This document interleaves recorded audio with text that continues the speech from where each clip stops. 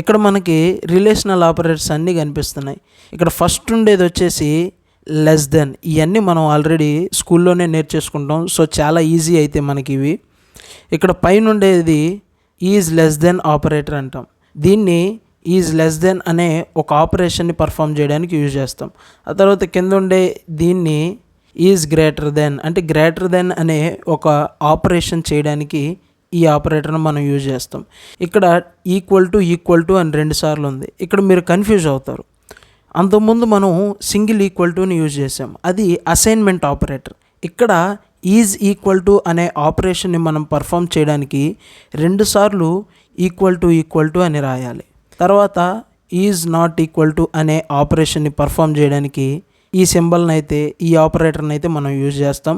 ఇది is greater than or equal to, అంటే is greater than or equal to అనే ఆపరేషన్ని పర్ఫామ్ చేయడానికి ఈ ఆపరేటర్ని మనం యూజ్ చేస్తాం.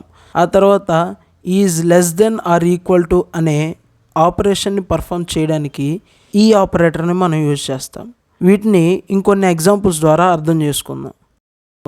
సో ఇక్కడ కోడ్ని మనం అబ్జర్వ్ చేస్తే print of 5 is greater then 10, అంటే ఈ ఆపరేటర్ ఏం పర్ఫామ్ చేస్తుంది అని చెప్పాము, ఈజ్ గ్రేటర్ దెన్ అనే ఆపరేషన్ని పర్ఫామ్ చేస్తుంది. సో ఈ కోడ్ యొక్క అర్థం ఏంటి అని అంటే print of 5 is greater then 10. ఇక్కడ కంపారిజన్ జరిగింది, వేటికి మధ్య కంపారిజన్ జరిగింది, 5కి 10కి మధ్య కంపారిజన్ జరిగి మనం ఏం రాసాము అని అంటే 5 అనేది 10 కంటే పెద్దది అని రాసాం. పెద్దదా? కాదు కదా. కాబట్టి అవుట్పుట్ మనకి ఇక్కడ ఫాల్స్ అనేది అయితే వచ్చింది.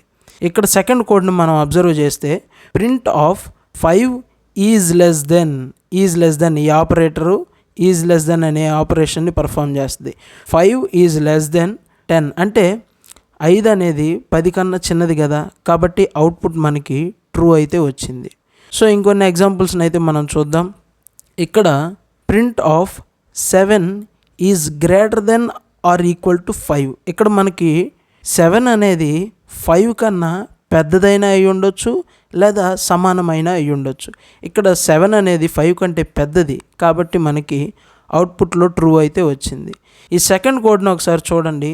Print of 9 is not equal to 9, అంటే 9 అనేది 9తో సమానం కాదు అని ఈ స్టేట్మెంట్ అర్థం.